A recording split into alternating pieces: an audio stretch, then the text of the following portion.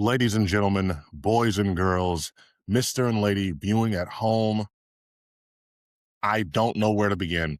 I'm going to be perfectly honest with you. This might sound hyperbolic, but last night, the Spurs versus the Oklahoma City Thunder game one of the Western Conference Finals, might have been one of the greatest games of basketball you will ever see. It took two overtimes. It took 40 points and 20 rebounds from Wemby. You had Alex Caruso having the game of his life for the Thunder. SGA starting late but getting it going. Starting bad early but getting it going late. It was a game that had everything you could ask for as a casual, as a true fan of the game, and it was all of that combined into one. And I'm going to tell you right now, if you didn't witness it last night, you need to go watch the replay. It was that good. But you already know what the dealio is. It is kinetic aesthetic, so you already know it's Tuesday and it's sports talk time. Like I said already, thank you all for tuning in. Make sure you like, follow, subscribe, do whatever you can on whatever platform that you're watching this on. If you're on YouTube, make sure you hype the video. If you're on Spotify, like I said, like, follow, subscribe. Hell, do that on both of them. But before I ramble on with this intro, let's get right into it. This is going to be another one of those episodes that's all about basketball. There's literally so much to talk about. I'm trying to look for my notes right now. Just starting things off, I want to start off with the series that ended last week that were still going on. Spurs were able to close out the Wolves. Really didn't give them too much issue. You know, the Wolves were putting in as good a fight as long as they could. But once Wemby, as we're going to talk about, when Wemby is on, when Wemby is really feeling himself, there's no stopping him. There's nothing you can really do. They have a solid team already underneath him, so it's not like they're just going to be an easy team that's going to just roll over. But when Wemby is on, there's damn near nothing you can do unless you have like literally just unless you're the Oklahoma City Thunder right now. That's what it feels like. And yeah, they were able to take care of them. I really don't have too much bad to say about the Timberwolves. They're a team that overachieves, that once they get in the playoffs, anything can happen with them. They were able to steal game one with Wemby on the court. They were able to get in his head enough to force him to have him throw that errant elbow and get himself ejected from that other game. So these things, like they're not a team that's going to just be easy for anybody. They're going to be pesky, but they are just not currently constructed well enough to compete with the Thunder or the Spurs. And yeah, after that, we had the Cavs and the Pistons going to 7. And just based off the way things ended for the Pistons, all I can really say is that they just didn't have enough. They don't have enough around Cade. They don't have that number 2 option that's going to put pressure on the defense. And I really feel like that's what bit him in the ass, because it felt like Cade just got tired. He was tired. He had just done all he could, and he ran out of gas. There was really nobody else on the team that had shown up across the entire series. I already went into a little spiel about Jalen Duren last week about how he played himself out of a whole bunch of money and just was ass this postseason. I'm not gonna harp on it. People are gonna go crazy enough on him. The one thing I will say is I really hope the Bulls don't decide to throw a whole bunch of money at this man. I know it's just the playoffs. I know he could have just been going through something mentally or just had some shit in his head, but I'm not a fan of somebody who goes into the playoffs and lays an egg like that, especially when you're the number 1 seed, when a lot of people were expecting you, myself included, were you expecting y'all to at least make an Eastern Conference Finals appearance. So I'm completely out on him. I think K just needs to get some help, and then Detroit will be fine moving forward. They still have something. I mean, you've got Cade and you've got some other nice players there. You just need to really go ahead and find somebody that's going to be a running mate for Cade, because it feels like right now they just don't have that. But yeah, that was the 2 series that ended. It was I don't really have too much faith that whoever was coming out of that Cavs and Pistons series is going to match up well with the Knicks anyway. Just to start off talking about that Eastern Conference Finals preview. They play tonight. As of the time you are all going to be getting and receiving this, they're going to be playing on that night. I I don't really know a way for the Cavs to really come out of this series with a win. The Knicks just seem to be the much more rested team. They seem the much more talented team. Jalen Brunson is much more of a playoff performer and somebody that I trust in these big game spotlights on you situations compared to Donovan Mitchell and James Harden. Speaking of which, James Harden just had a very bad closeout game on Game 7. They were able to overcome that, thankfully, thanks to Donovan Mitchell, Evan Mobley, and, and Turner. And Turner just having good games. Everybody on Cleveland pretty much was able to come and do their part except for James Harden, but that's to be expected. That's almost sort of why you got him, because you don't need him to be the best in that Game 7 as long as you can get the best out of Donovan and everybody else in those other games. I don't think that this is going to be just a sweep or in 5 like a lot of other people are projecting. I definitely feel like the Cavs are going to push this to 6, to a hard fought 6 or 7. But I am leaning on the Knicks. I think this is their time. I really feel like, depending on how this Spurs and Thunder series goes, and we're going to get into that. Trust me, we are going to talk about Game 1. But if these two teams are having double overtime games this entire series, even just OT games or just games that go down to the wire the entire time, Wemby just played over 40 minutes for the first time in his damn career last night. If they're able to get that type of, if they are pushing each other to that length, somebody is going to get hurt. Somebody's going to go into this final series tired on whichever team comes out, and that is going to play into the Knicks or the Cavaliers' favor. It's really going to come down to, if the Knicks are really going to have a chance at pulling this out, no matter who comes out of the West, they've got to end this series early. I don't think they're going to win they're going to have any chance in the finals if they're coming off of a hard-fought series where it went to 7 or it went to 6, guys are tired. It's just not going to work. You're going to need to go over there, give yourself time to rest. You already saw how all those days off sort of affected the Thunder. So it is a sort of a give and take. You want the time to rest, but you also don't want to get rusty. But they need it. These are two teams on the West that, as you have seen, as we're going to discuss, they're well built. They are well-oiled machines. It's like the fucking Terminator is just sitting there waiting for you. So you have got to come correct. You've got to make sure that have all your ducks in a row, that you have all the energy that you need, because they're deep teams too, especially the Thunder. That bench is nothing to play with. So I think that they just have to, it's going to have to come down to Cat doing what he does. He's going to have to be effective this series. It's going to have to come down to Jalen Brunson, like, be assertive when you need to, but don't feel like you need to take over the game every single moment.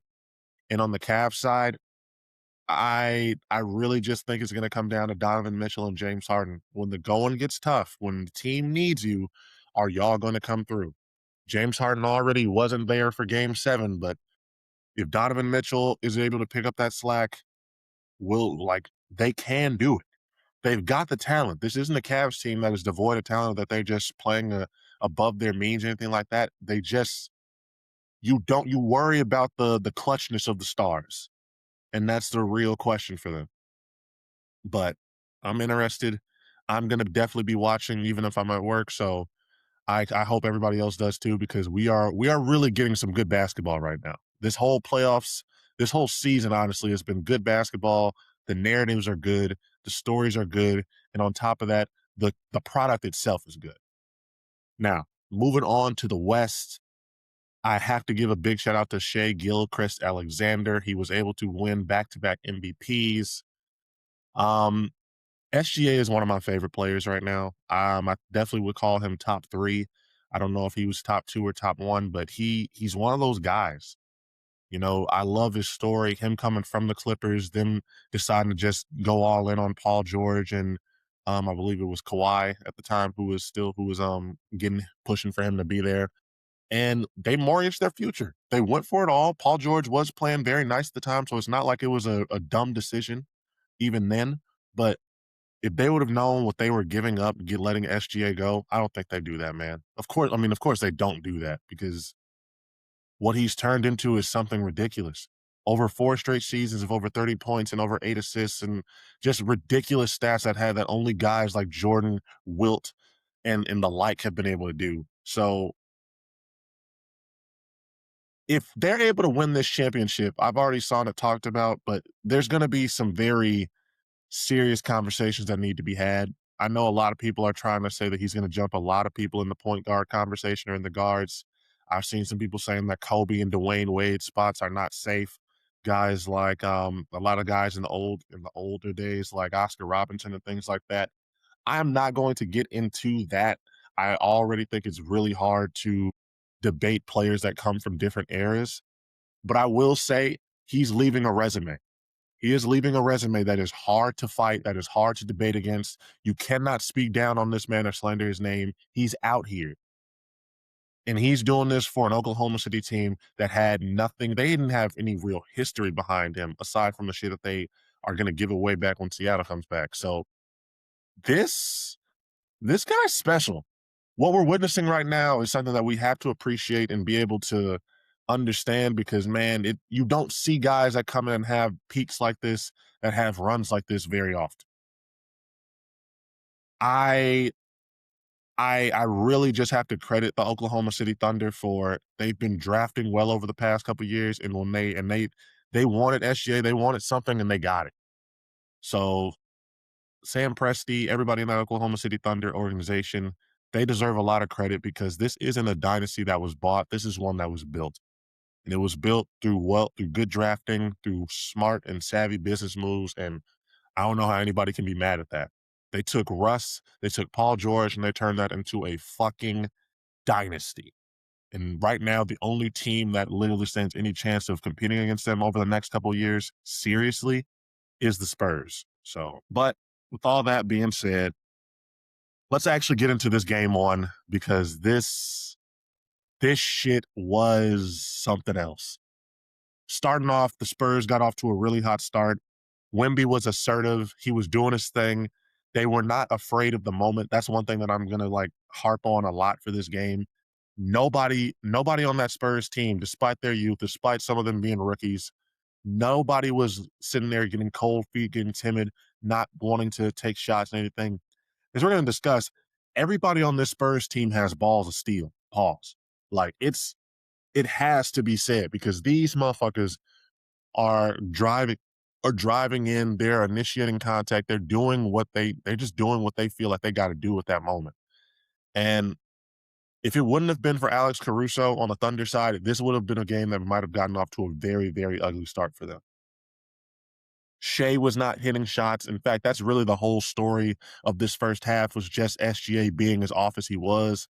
He ended the first half with only 4 points. He was getting assists, so he was getting his teammates involved. He was an active player, but just scoring wise, he did not come out well at all. And I think that's another thing that I want to focus on just because for this series to be the way, for this series to go in Oklahoma City Thunder's favor, they're going to need Shea to come out and not. I get it that they have such a deep team that he might not, that it's like sometimes better for him to not necessarily try to be over aggressive, but I felt like this was one where he needed to be assertive and he just wasn't. There were too many times I felt like where he was just not giving up, but allowing other people to just sort of take some shots, especially early where it felt like if he would have been able to get himself in a rhythm, they might have been able to really, instead of having to play catch up after they went on that 7-0 run, they've been able to, just go blow for blow instead. And again, that strong start by the Spurs was a very big part of what happened because it was that strong start that allowed them to really play the way they did for most of the game. They weren't playing from behind. They weren't trying to just stay in the game. They really did, in my opinion, control most of this game, especially when Wemby was on the court. He was there. They were hesitating. There were so many instances where guys were going in for drives, and instead of just going for the finish, they would just hesitate. Just seeing Wemby there would just make them hesitate and just sort of freeze up for a second. And that's all the time that they need. This Spurs defense was great. Not only Wemby, but you had Castile and everybody else on their starters and all and in their bench and everything guarding motherfuckers up, especially SGA. Except for Alex Caruso, it was hard for them to guard him, but they were putting pressure on SGA to the point where he just was Like, yeah, he was off shooting just period, but that man was definitely they were definitely got in his head. He was uncomfortable. He was not, like I said, he just wasn't he wasn't playing the SGA style of basketball that we normally see him do. They were able to stay in it, but I think that was the big key, especially like going late because yes, in the second half, SGA in that, especially in that fourth quarter and beyond, SGA was able to get it going and was able to be effective and make some clutch shots. But they need more than 24 there. This was a night from them where they needed 30. You can't have Alex Caruso out here giving you 30 points, hitting all these corner threes and everything, and really keeping you in the game, and then let that go to waste. J-Dub also performed well, especially considering that was his first game back. There were definitely some moments where that hamstring started to bother him because he was playing so many minutes, but that was the he was having to be called upon. They needed him in that moment, and so he had to come through. I I definitely think that they are going to have to find a way to they're gonna have to find a way for everybody else to be able to do what they do, but I don't know if that throws everybody off of a rhythm. But Shea has to just he has to somehow get some easier looks. The efficiency from him tonight, it was just a really weird game from somebody like SGA going in here. One of the biggest stat I heard about SGA was he had basically went on a long ass stretch. I don't want to call it like a full season's worth, but he had so many games straight where he had scored at least 20 points. Like I want to say it was a year and a half ago at least was the last time he scored below 20. I'm telling y'all, for that first 3 quarters, I was afraid this was gonna be the game that broke it. Like I said, overtime and everything was allowed him to get some more, but this was a game where he just struggled and he was not shooting it normally at all.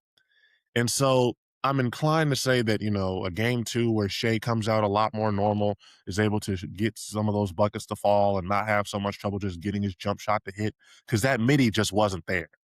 It might have been Victor having to try to making sure he was getting the shot over Victor Wembanyama, but it just was not falling and it wasn't going down for him. Other than that, though, the Thunder, because this was a game where pretty much even the bench outside of Caruso, you had J-Dub, you had guys show up. It wasn't like the team wasn't performing well along with Shea. And I'm not trying to put all the blame on him, but I really feel like this was just a game where Shea needed to come out and get some more points, be more effective, and he wasn't. And that doesn't mean anything. He was having all of the defensive attention being focused on him. It had been a couple of days rest. I'm not worried about Shea. This isn't one of those situations like with Jokic in that first round where he was having such a bad stretch. Just a really good team, putting a lot of attention on him, and he's gonna have to find a way to overcome that and really be more effective for his team. But on the Spurs side of things, I I mean it just can't be said anymore. Victor Wembanyama is different. When the season was starting and he was coming out talking about how he wanted to be the face of the NBA, he wasn't afraid of it or shying away from it. I'd already known he was special, that we might be on the verge of witnessing somebody who we're gonna be talking about 20 years from now as one of the greatest to ever do it. But this game is officially his coming out party. This game right here was his statement to the world. I am here. You need to just like whoever you thought was up next, whoever you thought was going to come over and just control this league for a while. Fuck all that. This is my shit. And I'm I'm at a point now where I don't really know if there's anybody outside of Wemby who's going to be even in the discussion for MVPs for the next like 5 to 6 years because he can do too much. He is he is an X factor on both sides of the ball. This man pulled up 30 feet. His team was down 3 in the final 30 seconds with no conscience, with no thought, with no second guessing, pulled up and just banked a 3 in their face. The entire arena is erupting, is enormous because the Thunder just did that, just put themselves up 3, and he just goes out there and silences them. That's G shit. That's gangsta shit. And this is the type of it's like I said, there are moments where you're just saying like, all right, this is something different. The era. is different. And that is how I feel about this game, especially about Wemby. Like I'm so happy that I was able to witness this live. I don't think people understand. I was sitting there just getting drawn to this game because there was so much hype behind this. This is the best player in the world in SGA, the consensus at the moment, sort of best player in the world, going up against the guy who everybody is damn near sure has up next, who's going to be that that de facto, that unanimous number one. You've got the two best teams. This is basically the NBA Finals. I want to repeat that again. You've got the two best teams going up against each other. They're both young. They both have young cores. You've got one who's the defending champion who are trying to establish their dynasty. And you've got these young guys on the Spurs who are literally trying to come out there and establish their own and get their first one. This is the type of shit that NBA marketers dream of. You cannot get a better game, a better matchup on paper than this. And it delivered because you see so many times where you'll have like a number one versus number two in like college football or in any or in college athletics or anything like that. And it just sometimes it's a blowout. Sometimes it just the game is a letdown. This was everything and more. And I'm saying all that because Wemby is just a showman. Wemby is somebody who has that just on court charisma. You enjoy watching him play because you just enjoy seeing the pageantry and the fun of him, of what he's doing. There was a moment where SGA goes up for a shot, I think. Wembanyama blocks it, grabs it, and SGA is trying to grab on him to try to get the ball back. And this man starts to laugh at him. He just starts to laugh at him. And it's not like overly deep. It's not like some overly disrespectful shit that he was doing. It's just this man knows how to just he gives you what you want to see as a casual, as a true basketball fan watching it. He makes it entertaining. You feel the passion from him. You feel like he wants to rip that other team's throat out. When he goes up and hits that three, that literally audibly made me say, "What the fuck?" Because that's not a shot that a guy is supposed to just pull up and take. That's a one of one. One of his teammates, Stephen Castile, came out and called him the best fucking player in the world. I don't think it's something that we can really debate anymore. I love SGA. I love Nikola Jokic, but they're not touching Wemby right now. The offense is already undeniable, but then you look at what he's able to do defensively, how he makes an entire team pause. You don't drive into the lane when Wemby is there because you know you have to respect that. You combine that with a man who is able to make logo threes in any situation with no fear in his heart, and I think you have the best basketball player in the world. I don't I don't know how the rest of the series is going to go. SGA is not going to have a bad shooting night like that for another 3 straight games at the very least. So this ain't going to be no damn sweep. But if Wembanyama plays like this, I cannot tell y'all that I would be shocked if this shit is over in 5 or in just a sort of easy 6. This is These Spurs are bad boys, man. The one thing that I was thought was going to really give OKC the edge was that the Spurs are young and that they might have been not ready for the moment. That is not the case at all. Niggas are making shots. Dylan Harper was out there hooping. They didn't even have De'Aaron Fox. This this Spurs team is serious. They are serious and they are not going away for a while. So like again, if you didn't watch game one, go watch that recap. I don't give a damn what you got to do today. Go watch that, put that on the background and pay attention to it or something. And yeah, Wembanyama is different. He's a different animal. He's a very special player.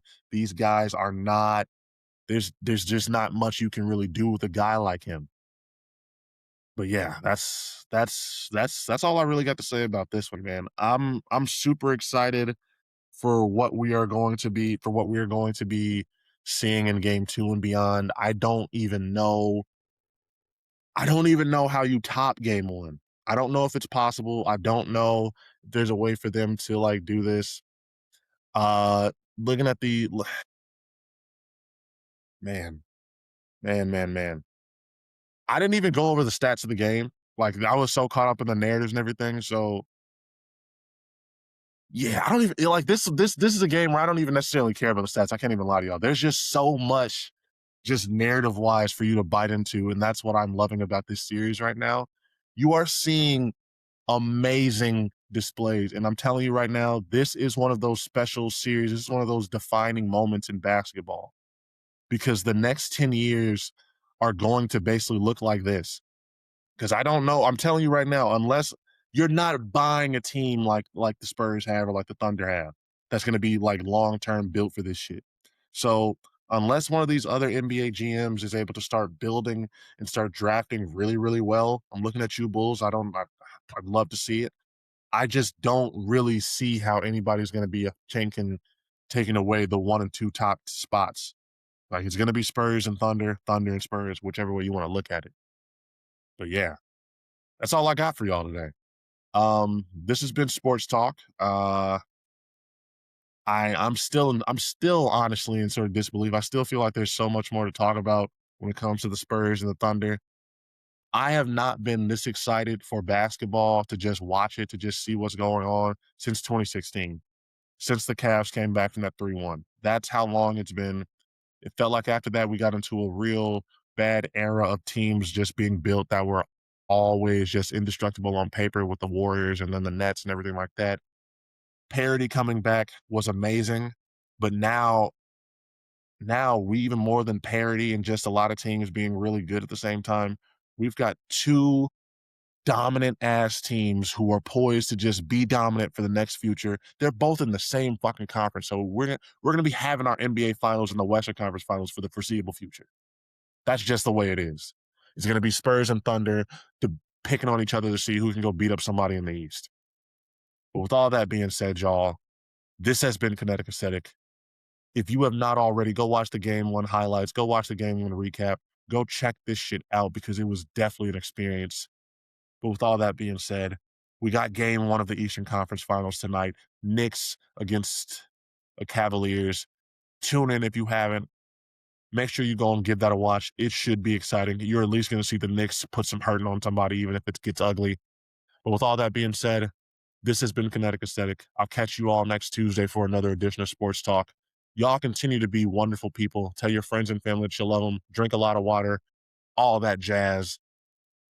If you haven't already, whether it be on YouTube or Spotify, like, follow, subscribe, do whatever you have to do, even on Apple Music or whatever you're listening on.